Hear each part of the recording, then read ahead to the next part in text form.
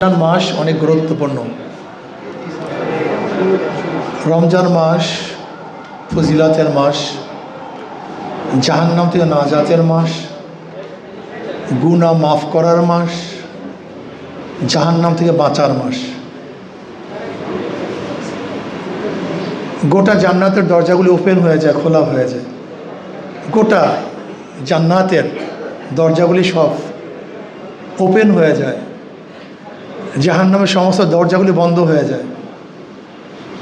প্রত্যেকটা ফরজকে আল্লাহ পাক 70 দ্বারা গুণ করেন, প্রত্যেকটা নফলকে আল্লাহ পাক ফরজের মর্তবা দান করেন। যতক্ষণ রোজাদার রোজা অবস্থায় থাকে, প্রতি শ্বাস নিঃশ্বাসে সওয়াব। এমন তো না যে আমি এই মুহূর্তে রোজা আছি, এই মুহূর্তে নাই, ব্যাপারটা এরকম না। সেই শুরুর থেকে ইফতারের আগ পর্যন্ত আপনি কিসের মধ্যে আছেন? জোরে বলেন। তার মানে ইবাদতের মধ্যে আছেন। আপনি তো রোজার, এরকম তো না আমি 1 ঘন্টা রোজার মধ্যে ছিলাম এখন নাই।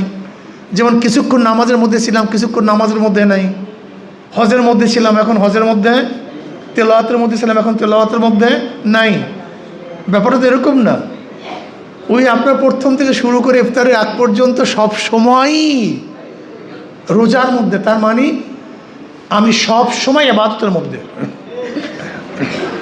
যেহেতু আমি সবসময় ইবাদতের মধ্যে, এর জন্য রোজা অবস্থায় মিথ্যা বলা, গুনাহ করা, ওয়াদা খেলাফ করা, গান শোনা, গিবত শিকায়ত করা, এগুলো সব ইবাদতের খেলাফ। কারণ আপনি ইবাদতের মধ্যে আছেন, এটা করবেন কীভাবে? আপনি এটা করার কোনো সুযোগ নাই তো। এর জন্য রোজাদারের ব্যাপারে আল্লাহ পাক হাদিসে কুরসির মধ্যে ফরমান, আস-সাওমু লি ওয়া আনা আযী বিহি উযযা বিহি। 2 কিরাত। রোজা আমার জন্য, এর প্রতিদান আমি মাওলায় নিজে দেব, অথবা উযযা বিহি, এর প্রতিদান আমি মাওলায় নিজে হয়ে যাব। আল্লাহ পাক আমাদের সবাইকে এই নেয়ামতে ভূষিত করেন। বাকি যেহেতু রাজনৈতিক প্ল্যাটফর্মের ইফতার মাহফিল, রাজনৈতিক কিছু আলোচনা তো হবেই। আর আমরা রাজনীতি করি ইবাদত। 12 তারিখে নির্বাচন হয়ে গেছে। আসলে কি 12 তারিখে নির্বাচন সুস্থ হয়েছে?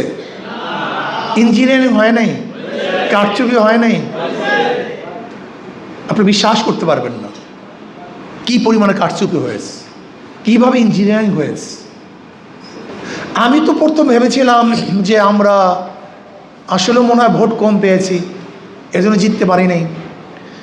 কিন্তু পরবর্তীতে আমি খবর নিয়ে দেখলাম, যদি ঠিক মতো ভোট গণনা করা হতো, ইঞ্জিনিয়ার না হতো, তাহলে আপনারা অনেক ভোট বেশি পেয়ে হাত পাকা বরিশালে জিততেন। আপনারা অনেক জায়গায় রি-এক্সামিন যখন করা হয়েছে, দ্বিতীয়বার গণনা করা হয়েছে, প্রত্যেক জায়গায় যেখানে দ্বিতীয়বার গণনা করা হয়েছে সেখানে ভোটের সংখ্যা অনেক অনেক বেড়েছে, অনেক জায়গায়। আমি চরমনে বিশ্বাসের হারের ঘটনা বলি। আমরা যেখানে ভোটার, আমাদের নিজেদের এলাকা 7 নম্বর ওয়ার্ড, সেখানে আমাদের এক এজেন্ট বলতেছে যে আপনি যে এখানে ব্যালট পেপার দিয়েছেন, সেই ব্যালট পেপারে তো দেখা যায় অনেক ব্যালট পেপার নাই। আমাদের চরমনাই ইউনিয়ন 7 নম্বর ওয়ার্ড, বিশ্বাসের হারের কথা বলতেছি, এখানে তো ব্যালট পেপার কম। দেখা যায় সেখানে অনেকগুলি ব্যালট পেপার আগেই কেটে রাখা হয়েছে। এখন বুঝেন তো অবস্থাটা কি। যেখানে আমাদের শক্তিশালী এজেন্ট ছিল না, যেখানে ভোট কেন্দ্রগুলো আমাদের দখলে ছিল না, সেখানে অবস্থাটা কি হয়েছে আপনি চিন্তাও করতে পারবেন না। দেখেন, আমি বারবার নির্বাচনে অংশগ্রহণ করেছি। আমি মানুষের চেহারা দেখলে বুঝতে পারি কে ভোট দেবে, কে ভোট দেবে না। কমপক্ষে এত অভিজ্ঞতা আমার হয়েছে। বরিশালে আমি বারবার নির্বাচন করছি, আমি বরিশালের মানুষের অবস্থান বুঝি। সেখানে এবছর হাত পাকা ফেল করার কোনো যুক্তি আছে বলে আমি জানি না। আসলে আপনারা ফেল করেন না, আপনাকে ফেল করানো হয়েছে। এখন ভোটের ইঞ্জিনিয়ারিং সম্পর্কে তো সবাই মুখ খুলছে। যারা এখন বিরোধী দলে আছে তারা তো মুখ খুলছে যে ইঞ্জিনিয়ারিং হয়েছে। এটা কোয়ালিশন নির্বাচন হয়েছে, মিউচুয়াল নির্বাচন হয়েছে, কন্ট্রাক্ট নির্বাচন হয়েছে। এটা তো অনেকেই বলতেছে। ইসলামী আন্দোলন বাংলাদেশ, যদিও তাদেরকে হারানো হয়েছে, ইসলামী আন্দোলন বাংলাদেশ সে হারে নাই, হারানো হয়েছে। কিন্তু কিভাবে? আমরা তো অলরেডি পেয়ে গেছি আমাদের প্রতিদান। ওয়াল আকিবাতুল লিল মুত্তাকিন। আসলে আমাদের প্রতিদান, আমাদের সব কিছু তো আখেরাত কেন্দ্রিক। ভাই আপনি একটা এই পাশে আসেন তো, খুব ডিস্টার্ব করতেছেন আপনি, একটু নামায় রাখেন ভাই। আপনি এক সাইডে আসেন, একেবারে সামনাসামনি কথা বলতে দিতে আছেন না আপনি, এই এক সাইডে যান আপনি। আল্লাহুম্মা সাল্লি আলা মুহাম্মাদ। এখানে যারা আসছেন, আমি একটা অনুরোধ করব, শুধু একটা অনুরোধ। বর্তমান বাংলাদেশে দুইটা ইসলামী ধারা চলতেছে, একটা হলো মদিনার ইসলাম আর একটা হলো মডারেট ইসলাম। একটা হলো মদিনার ইসলাম আর একটা হলো আধুনিক ইসলাম। খুব ভালো মতো বুঝবেন, একটা হলো কিসের ইসলাম ভাই, আর একটা হলো আধুনিক ইসলাম। মদিনার ইসলামের মধ্যে মিথ্যা নাই, কিন্তু আধুনিক ইসলামের মধ্যে মিথ্যা আছে। মদিনার ইসলামের মধ্যে ধোঁকাবাজি নেই, কিন্তু আধুনিক ইসলামের মধ্যে ধোঁকাবাজি আছে। মদিনার ইসলামের মধ্যে পর্দা ফরজ, আধুনিক ইসলামের মধ্যে পর্দা ফরজ না। মদিনার ইসলামের মধ্যে হাতের তালি, গান বাজনা, ঢোল তবলা এগুলি নাই, কিন্তু আধুনিক ইসলামের মধ্যে সবগুলি আছে। মদিনার ইসলামের মধ্যে মিথ্যা বলে, ধোঁকাবাজি করে, ওয়াদা খেলাফ করে, ছয়চাতুরি করে মানুষকে কনভিন্স করার কোনো পদ্ধতি নেই, কিন্তু আধুনিক ইসলামের মধ্যে সবগুলি আছে। এখন বর্তমান জমানায় মদিনার ইসলাম নিয়ে খুব বিপদে আছি ভাই। মদিনার ইসলামকে মানতে চায় না। যুবকরা বলে আধুনিকতা দাও, মহিলা বলে আধুনিকতা দাও, সাধারণ মানুষ বলে আধুনিকতা দাও। কোথার থেকে দেবো বলেন তো? নাম তো দিচ্ছে ইসলাম। মদিনার ইসলামের মধ্যে যা বলবেন তা করবেন, আধুনিক ইসলামের মধ্যে যা বলবেন তা করবেন না, ধোঁকাবাজি করবেন। এখন আমরা কোন ইসলাম মানবো? আধুনিক ইসলাম মানবো না মদিনার ইসলাম মানবো? কি আপনারা কোন ইসলাম মানতে চান ভাই? মদিনার ইসলাম মানতে গেলে কষ্ট হবে, সাধনা লাগবে, ত্যাগ লাগবে, সব কিছু উৎসর্গ করতে হবে। আধুনিক ইসলাম যদি মানতে চান, মনে যা চায় তা করবেন, আপনাকে কেউ বাধা দিবে না। কিন্তু মদিনার ইসলাম পালন করতে গেলে আপনার জায়গায় জায়গায় বাধা আসবে, অপবাদ সহ্য করতে হবে। আজকে মদিনার ইসলামের মধ্যে ধোঁকাবাজি নেই, আধুনিক ইসলামের মধ্যে কি আছে? চরমনে হুজুরা 400 কোটি টাকা উদ্ধার করতেছে, এ দেখবেন।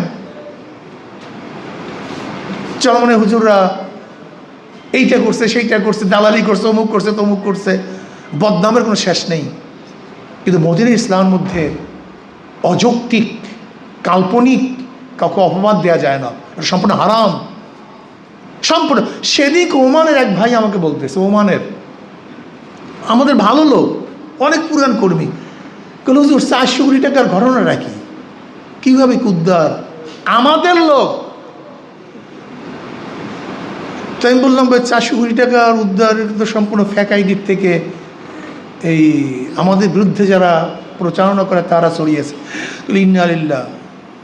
আচ্ছা বলেন তো, আল্লাহ না করুক এই মিথ্যা কথা ছড়াবার কারণে আমাদের উপরে যাদের এই ধারণা পয়দা হয়েছে, আপনি কিয়ামতের ময়দানে কি জবাব দিবেন বলেন তো? আল্লাহর ভয় আছে কোনো? আমাকে বলেন। আচ্ছা প্রধানমন্ত্রী হইতে চেয়েছি, আমরা কি হতে চেয়েছি দেখেন নাই, বলে না? আচ্ছা আমরা তো প্রধানমন্ত্রী চাইনি, এরকম কোনো সাবজেক্টই ছিল না, আলোচনাই ছিল না। আচ্ছা যারা এই কথাকে ছড়াইছেন এবং মানুষকে বদ্ধমূল করেছেন, এই কাজটা আমরা করছি। আচ্ছা বলে যে মিথ্যাটা মানুষের বদ্ধমূল হয়েছে, কিয়ামতের মধ্যে কি জবাব দিবেন? যারা আধুনিক ইসলাম তারা কিয়ামতের চিন্তা করে না, যারা মদিনা ইসলাম পালন করে তারা কিয়ামতের চিন্তা করে। কিন্তু কথাটা বুঝাতে পারছি আপনাদেরকে? কথাটা বুঝাতে পারছি? যারা কিয়ামতের চিন্তা করে তারা মদিনার পথে আছে। আর যা কিয়ামত টিয়ামত বাদ দাও, ওটা পরে দেখবো, আগে ঠগাও, আগে হারাও, আগে ধ্বংস করো, এটা আধুনিক ইসলাম। এটা পালন করতে পারবেন আপনি? আমরা তো পারবো না ভাই, এটা পারবো না তো। এটা কঠিন মাসালা, অনেক কঠিন। এর জন্য আমি আমার বন্ধুদেরকে বলবো, মদিনার ইসলাম মানেন। মদিনার ইসলামের মধ্যে কান্নাকাটি আছে, আধুনিক ইসলামের মধ্যে চোখে পানি নেই। মদিনার ইসলামের মধ্যে দরদ আছে, আল্লাহ তোমাকে পাইলাম না। আধুনিক ইসলামের মধ্যে আহ নাই, দরদ নাই। মদিনার ইসলামের সুন্নাত আছে, আধুনিক ইসলামের সুন্নাত নেই। মদিনার ইসলামের মধ্যে জাহান্নামের ভয় আছে, আধুনিক ইসলামের জাহান্নামের ভয় নেই। আমি কথাটা বুঝাতে পারি না। কাজে আধুনিক ইসলাম মদিনার ইসলামের পার্থক্য আছে রে ভাই। এখন মদিনার ইসলাম নিয়ে তো চলা খুবই কঠিন, অনেক কঠিন। আজকে দেখেন বরিশালে আমরা যারা ভোট পেয়েছি, ধরেন একটা মেয়েও তো ভোট পেয়েছে। কে ভোট দিয়েছে? কারা ভোট দিয়েছে? আমাকে ভোট দেয় নাই কারা? কেন ভোট দেয় নাই? একজন চিন্তা করে দেখছেন? একজন চিন্তা করে দেখছেন যে আমি সমর্থন কাকে করলাম, সাপোর্ট কারে করলাম? আমরা চিন্তা করিনি। এর জন্য ভাই এখানে যারা আছেন, মদিনার ইসলাম যারা পালন করতে চান, তাদেরকে কি করতে হবে? চেষ্টা করতে হবে, সাধনা করতে হবে, ত্যাগ করতে হবে। পেরেশান হওয়া যাবে না, ভেঙে পড়া যাবে না। আমাদের হার বলতে কিচ্ছু নেই। যেমন আমি বারবার বলি, যেমন এক ব্যক্তি জিহাদের মধ্যে শহীদ হয়ে গেছে, সে তো দুনিয়ার কোনো স্বাদ পাইল না, ক্ষমতা পাইল না, কিচ্ছুই পাইল না। সে কামিয়াব হয়েছে না ব্যর্থ হয়েছে? কই, সে তো কিছুই পায় নাই। তার মানে এই দুনিয়া আমাদের কামিয়াবের জায়গা না, আমাদের কামিয়াবের জায়গা হইল আখিরাত। আল্লাহ আয়েশা ইল্লাল আয়েশার আখিরাত, আল্লাহ মকফিল আনসার আল মুহাজিরা। এই দুনিয়ার স্বাদ, এই দুনিয়ার চাকচিক্য, দুনিয়ার ক্ষমতা, এইটা আমাদের মোহনা উদ্দেশ্য না, আমাদের মূল উদ্দেশ্য হল আখিরাত। তবে হ্যাঁ, এই মদিনার ইসলামকে প্রতিষ্ঠিত করার জন্য আমাদেরকে চেষ্টা করতে হবে। কি করতে হবে ভাই? কি চেষ্টা? প্রত্যেকের মাথার মধ্যে ঢুকান দাওয়াত, প্রত্যেকের মাথার মধ্যে ঢুকান দাওয়াত। আজকে আবুল ভাইয়ের ভাই গেছিল আমাদের চরমনাইতে, রফিক সাহেব, তার ছোট ভাই, ভাইয়ের ছেলে, তার ভাইয়ের ছেলে। আমি তাকে দাওয়াত দিলাম যে ভাই আসেন, আজকে এখানেও দাওয়াত দিয়েছিলাম, আসছি কি না মনে আর এক জায়গায় যাওয়ার কথা ছিল, যে আসেন একসাথে কাজ করি, ইসলামের পথে থাকি। উদাহরণটা দিলাম। কি উদাহরণ দিলাম? যে দেখেন এক ডাকাত দল টিম গঠন করতেছে, সেখানে কোনো ব্যক্তি সেই টিমের মধ্যে সদস্য হিসাবে নাম লিখিয়েছে, কিন্তু ওই ব্যক্তি কোনোদিন ডাকাতি করে নেই। আচ্ছা, কোনোদিন যদি পুলিশের কাছে সেই লিস্টে যায়, সে অ্যারেস্ট হবে কি হবে না? কারণটা কি? ডাকাতের দলের মধ্যে তার নাম ছিল, যদিও সে ডাকাতি করে নাই, তালিকায় নাম ছিল। আমি তাকে আরেকটা প্রশ্ন করছি, ধরে নেন একটা মসজিদ বানাবো বা ভালো একটা কাজ করব, সেখানে আপনি নাম লেখাইছেন, কিন্তু আপনি ভালো কাজটা করার সুযোগ পান নাই, সুযোগ পান নাই, হয়তো মারা গেছেন বা কিছু একটা হয়েছে, চলে গেছেন। আচ্ছা বলেন তো, ভালো কাজটা যদি হয়ে যায়, কিয়ামতের ময়দানে আল্লাহ পাক যখন লিস্টটি বের করবেন, আর আপনার নাম যদি সেই লিস্টের মধ্যে থাকে, আপনার ন্যাক হবে কি হবে না? বলে অবশ্যই হবে। আমি বলি কেন? বলে ভালো কাজের লিস্টটিতে নাম ছিল। আমি বললাম দেখেন ভাই, কমপক্ষে এতটুকু কাজ করেন, ইসলামের লিস্টের মধ্যে নামটা উঠান, ইসলামের লিস্টের মধ্যে। আর কিছু পারেন অথবা নাই পারেন, ইসলামের লিস্টের মধ্যে নামটা উঠান, ডাকাতের লিস্টের মধ্যে নামটা উঠায়েন না। যারা আখিরাতকে বিশ্বাস করি, কিয়ামতের ময়দানে আল্লাহ যখন লিস্টটি বের করবেন, সেকুলারের পক্ষে কে, কমিউনিজমের পক্ষে কে, ডেমোক্রেসির পক্ষে কে, ইসলামের পক্ষে কে, আমার মদিনার ইসলামের পক্ষে কে ছিল, যখন আল্লাহ পাক লিস্টটি বের করবেন, যদি সেই লিস্টের মধ্যে আমার নামটা থাকে, কি যুক্তি কি বলে? নাজাতের উসিলা হতে পারে কি পারে না? যেহেতু ভালো কাজের লিস্টের মধ্যে তো আমার নাম ছিল। কারণ হাদিসের মধ্যে আসছে নিয়াতুল মুমিনে খায়রুম মিন আমালিহি, মুমিনের নিয়াত তার আমলের চেয়েও দামি। এক ব্যক্তি ধরে নেন আজকে মাগরিবের নামাজ পড়ে নিয়াত করেছে, কিন্তু মাগরিবের নামাজ পড়তে পারি নাই। ওলামায়ে কেরাম কি বলেন? নামাজ পড়লে যে সওয়াব, সেই সওয়াব আমার হইবে কি হবে না? কারণ নিয়াত, আমার নিয়াত ভালো কাজের ছিল। এর জন্য আমি আমার উপস্থিত সাথীদেরকে বলবো, আজকের থেকে একজন ব্যক্তিকে মদিনার ইসলামের পক্ষে কিভাবে সদস্য বানানো যায়, সেই ফিকির থাকবে তো ইনশাআল্লাহ। সর্বোচ্চ সেই ফিকির থাকা চাই, সর্বোচ্চ। পকেটের মধ্যে আমাদের রিসিপ্ট থাকবে, সদস্য ফরম থাকবে, ওই বই থাকবে। আমাদের প্রত্যেকটা কর্মীর পকেটের মধ্যে বই থাকা চাই, একটা বই থাকা চাই। নিয়াত করেন আমি কত মানুষকে ইসলামী আন্দোলনের সদস্য বানাতে পারি। এর মধ্যে ফার্স্ট কাজ, আমার মা বোনদেরকে কর্মী বানাতে হবে। আমার মা বোনদের মধ্যে কাজে লাগাতে হবে, তাকে কাজে লাগাতে হবে। আমার বোন, আমার স্ত্রী, আমার মেয়ে, তাকে কাজে লাগাতে হবে। তুমি এই পাড়ার মধ্যে দাওয়াত দাও, কাছে দাওয়াত দাও। কারণ ওই আধুনিক ইসলামের দলগুলি আধুনিকতার নামে, ওই আধুনিক ইসলামের দল আমার মা বোনদেরকে ধ্বংস করে ফেলতেছে, নষ্ট করে ফেলতেছে। এর জন্য আমি চাই আমার প্রত্যেকটা ইসলামী আন্দোলন বাংলাদেশের যে যে শাখায় কাজ করেন না কেন, সেই শাখায় প্রত্যেকের কাছে দাওয়াত দিবেন। রাজি আছেন ইনশাআল্লাহ? কি দেবো ভাই? দাওয়াত। দাওয়াতের বিকল্প নাই, দাওয়াতের কোনো বিকল্প নাই। আজকের থেকে এই ইফতারের পূর্ব মুহূর্তে যখন দোয়া কবুল হওয়ার সময় আল্লাহর কাছে এখন দোয়া করি, আল্লাহর কাছে নিয়াত করি, আল্লাহ আমার মাধ্যমে এত লোক যেন আমি মনে মনে নিয়াত করে ফেলি, এত মানুষ যেন আমি সদস্য বানাতে পারি। কিয়ামতের ময়দানে নবী আলাইহিস সালাতু ওয়াস সালাম তার উম্মত নিয়ে গর্ব করবেন না যে আমার এত উম্মত? আমিও যেন কিয়ামতের ময়দানে গর্ব করতে পারি, আল্লাহ তোমার রাস্তা আমি দাওয়াত দিয়ে এত মানুষ নিয়ে আসছি। কি রাজি আছে ইনশাআল্লাহ? এক নম্বরের কাজটা কি ভাই? জোরে বলেন ভাই, জোরে বলেন। আমরা দাওয়াত দেবো তো ইনশাআল্লাহ? দাওয়াত দেন, প্রত্যেকের লেভেলের দাওয়াত দেন। ব্যবসায়ী লেভেলের দাওয়াত দেন, চাকরিজীবী লেভেলে দাওয়াত দেন, ছাত্রদের লেভেলে দাওয়াত দেন, শ্রমিক লেভেলে দাওয়াত দেন, শিক্ষকের লেভেলে দাওয়াত দেন। দাওয়াতি কাজটা বাড়িয়ে দেন। আমার মা বোনদেরকে দাওয়াত দেন, তাদেরকে দাওয়াত দেন। প্রত্যেকটা ওয়ার্ডে এখন টার্গেট ভিত্তিক দাওয়াত দেন।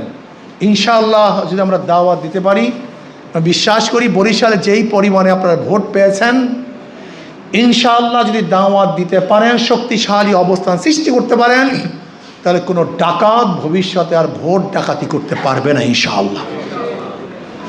কাজে দাওয়াত এবং আমাদের 5 ঔষধ এবং 3 সবক, 3 শর্ত 3 সবক।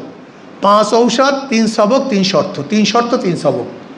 5 ঔষধ পালন করবেন। আমি ইনশাআল্লাহ চাই মুজাহিদ কবিদের শক্তিশালী হবে, মাসিক ইজতেমায় ভরপুর লোক থাকবে, হালকা জিকিরগুলো ভরপুর হবে।